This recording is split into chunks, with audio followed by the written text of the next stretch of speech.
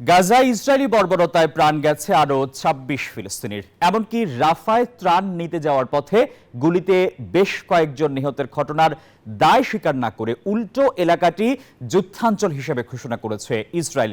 একদিনের জন্য সেখানে ত্রাণ সহায়তাও বন্ধ করে দেওয়া হয়েছে। কয়েকদিন আগে সেখানে ত্রাণ দিতে শুরু করে ইসরায়েল ও যুক্তরাষ্ট্রের উদ্যোগে গড়া বিতর্কিত একটি সংস্থা। এখন তারা নিরাপত্তা বাড়ানোর দাবি তুলেছে। ক্ষুধার্ত সন্তানের মুখে খাবার জোগাড় করতে গিয়ে ইসরায়েলের বর্বরতার শিকার মা। সেই মাকে শেষ বিদায় জানাতে কান্নায় ভেঙে পড়েছে সন্তান।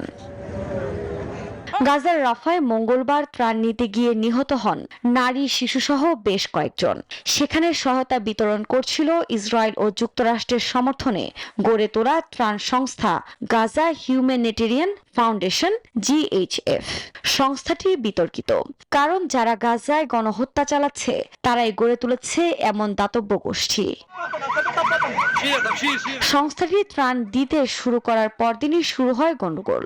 ব্যাপক চাপ সামলাতে গুলি ছোড়ে ইসরায়েলি বাহিনী, প্রাণ হারান বেশ কয়েকজন। মঙ্গলবারও ঘটেছে প্রাণহানির ঘটনা। এরপর শুরু হয় নিন্দার ঝড়। কিন্তু দায় স্বীকার করা তো দূরের কথা, উল্টো শাস্তিমূলক পথে হাঁটছে ইসরায়েল। ত্রাণ কেন্দ্রে যাওয়ার পথ ও আশপাশের এলাকায় যুদ্ধাঞ্চল ঘোষণা করেছে ইসরায়েলি সেনাবাহিনী। এলাকাটিকে এড়িয়ে চলতে বলা হয়েছে।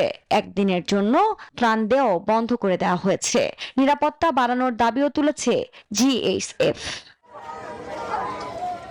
এদিকে ত্রাণ নিতে গিয়ে প্রাণ হারানোর ঘটনা খতিয়ে দেখছে যুক্তরাষ্ট্র। আমরা এই ঘটনা সম্পর্কে অবগত, তবে যে কোনো পদক্ষেপ নেয়ার আগে অবশ্যই এর সত্যতা খতিয়ে দেখা হচ্ছে। আমরা ভিডিও ফুটেজ পর্যালোচনা করেছি, এখন পর্যন্ত কোনো প্রমাণ পাইনি। জাতিসংঘ বলছে এমন গুলিবর্ষণ যুদ্ধাপরাধের শামিল, তবে ফিলিস্তিনিদের প্রাণহানি ঠেকাতে এখনো কার্যকর কোনো পদক্ষেপ নিতে পারেনি সংস্থাটি। আফরিন মৌ, নিউজ 24।